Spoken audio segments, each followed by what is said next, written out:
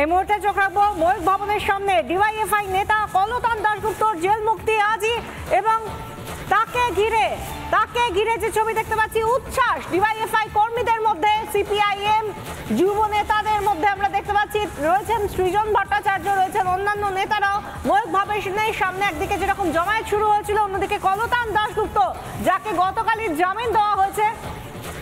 আমরা চলে যাবো, আমাদের সঙ্গে রয়েছেন আমাদের প্রতিনিধি এলিনা ভট্টাচার্য। এলিনা, এই মুহূর্তে যে ছবি দেখতে পাচ্ছি, কলতানকে ফুলে মালায় বরণ করা হয়েছে।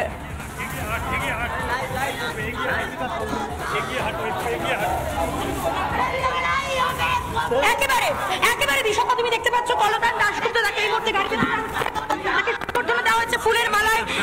কর্মী সমর্থকদের উচ্ছ্বাস, এবং এই একই সঙ্গে মীনাক্ষী মুখার্জি তিনি রয়েছেন। একটু কথা বলার চেষ্টা করবো কলতানের সঙ্গে।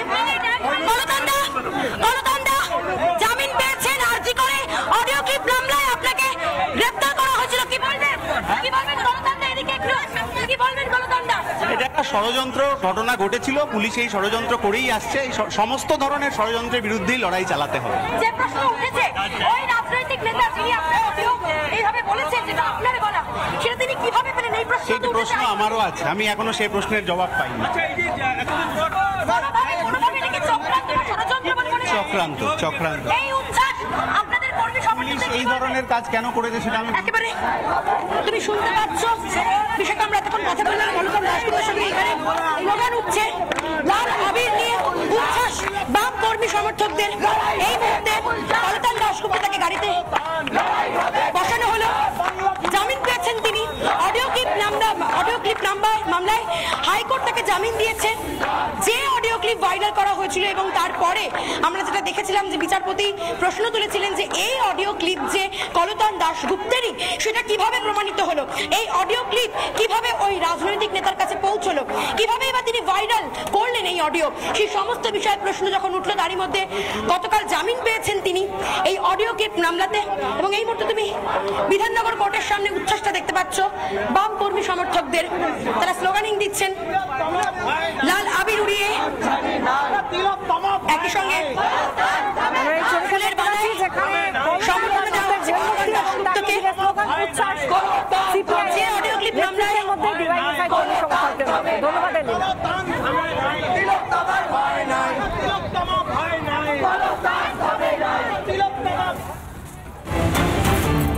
সরাসরি নজর রাখবো আরামবাগের দিকে। প্রবল বৃষ্টিতে ভাসছে আরামবাগ খানাকুল, আরামবাগ মহকুমার খানাকুল অঞ্চল ভাসছে, এবং এই মুহূর্তে যে ছবি উঠে আসছে, জলের তলায় আরামবাগের হাসপাতাল, দক্ষিণ নারায়ণপুর হাসপাতালে ভেতরে ঢুকেছে জল এই মুহূর্তে।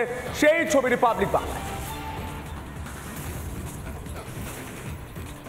খুবই সংকটজনক। পরিষেবা দেওয়ার তো কোনো জায়গাই নেই, যাতায়াতের মতো কোনো পজিশনই নেই, তো পরিষেবা দেবে কোথা থেকে?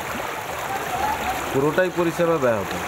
জল যতক্ষণ না কমে ততক্ষণ কোনো রকম পরিষেবা পাওয়া যাবে না। বুঝতে নয়, হরিণখোলার ওই দিক থেকে জল পেয়ে এসে ওইদিকে প্লাবিত হয়। এই অবস্থায় রুগীরা আসবে কী করে? রুগীরা আসার তো কোনো জায়গাই নেই।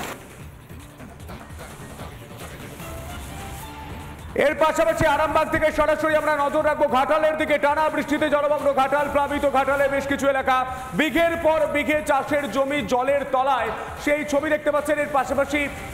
এর পাশাপাশি দেখতে পাচ্ছেন বিভিন্ন জায়গায় জল জমে রয়েছে। এই মুহূর্তে ঘাটাল থেকে কি ছবি উঠে আসছে সরাসরি দেখার চেষ্টা করব। এই মুহূর্তে দেখতে পাচ্ছেন ঘাটাল থানা জলে থই থই করছে। ঘাটাল থানার জলে থই থই করছে, 1 কোমর পর্যন্ত জল ঘাটাল থানাতে। দেখতে পাচ্ছেন সেই ছবি।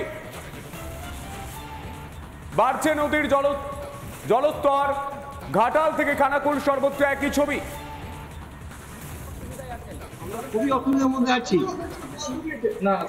অসুবিধার মধ্যে আছি আমরা। এই পাড়ায় অন্তত 100 জন বাস করে। থানার পাশেই একবার, থানার গেটেই, পাশেই একবারে পেছন দিকটায় আমরা আছি।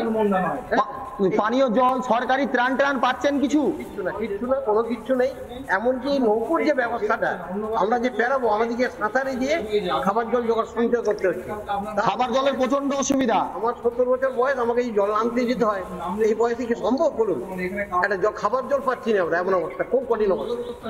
এইটা যাতে হয়, আর কোনো ত্রাণের কোনো ব্যবস্থা নেই। আমরা ত্রাণ চাই না, আমরা জলটা আর বিদ্যুৎটা নেই। কতদিন ধরে জলবন্দি? জলবন্দি আমরা হচ্ছে সোমবার থেকে বন্দি। সোমবার থেকে এখনো পর্যন্ত জলবন্দি। সরকারি সাহায্য পেয়েছেন কিছু? কোনো সাহায্য নেই, কোনো সাহায্য পাননি। আর কতদিন এই দুর্ভোগে থাকতে হবে বলে মনে হয়? 3 দিন দুর্ভোগে থাকতে হবে, 3 দিন পর তো ঠিক হবে। হ্যাঁ, জলের কথা বলেছি তো, জলটা চাইবো। একেবারে দেখো জল কোমর পেরিয়ে আসছে দূর থেকে।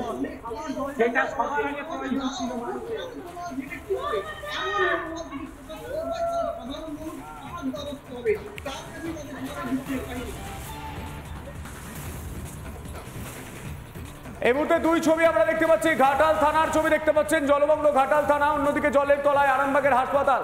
আরামবাগ থেকে ঘাটাল বারবার জলে ডুবে প্রতি বছর বন্যা হয়, আর এই প্রতি বছর বন্যার আগে এবং পরে প্রতিশ্রুতির বন্যা ঝরে পড়ে নেতা মন্ত্রীদের মুখে। ভোটের আগে ঘাটাল মাস্টার প্ল্যান বলে চিৎকার করা হয়, কিন্তু এই ঘাটাল মাস্টার প্ল্যান না হওয়ার জন্য খানাকুল আরামবাগ যেমন ডুবে, তেমনি ঘাটালও ডুবে যায়, তেমনি পুরসুরাও ডুবে যায়, তেমনি পাঁশকুড়াও ডুবে যায়। একটার পর একটা জায়গা দক্ষিণবঙ্গের বিস্তীর্ণ এলাকা যেখানে জলমগ্ন, সেখানে জল যন্ত্রণার আরেক ছবি উঠে আসছে পূর্ব মেদিনীপুরের ছবি। সেখানে রামনগর, এগরা এলাকার রামনগরে, যেখানে দেখা যাচ্ছে যে যেখানে এখনো পর্যন্ত কয়েক হাজার মানুষ আটকে রয়েছেন জলে। এই মুহূর্তের আপডেট জানবো, বিষ্ণুব্রত পণ্ডা রয়েছেন আমাদের সঙ্গে সরাসরি। বিষ্ণু, এই মুহূর্তের পরিস্থিতি কি? প্রচুর মানুষ এখনো পর্যন্ত আটকে রয়েছেন ঘরবন্দি, যারা চিকিৎসার দরকার যাদের, তারা কি আদতে বেরোতে পারছেন, এবং অন্যান্য জীবনযাত্রার এখন কি ছবি?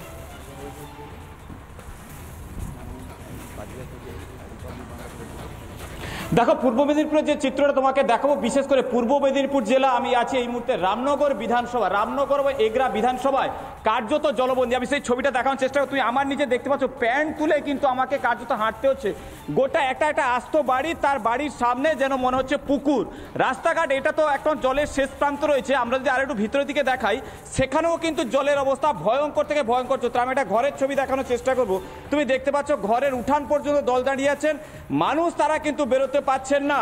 এই বাড়িতে রয়েছেন দুজন ডেঙ্গু আক্রান্ত পেশেন্ট, বেরোতে পাচ্ছেন। আমি সরাসরি একজনের সঙ্গে কথা বলে নেব, কতটা সমস্যার মধ্যে রয়েছেন। দাদা যদি একটু আসেন।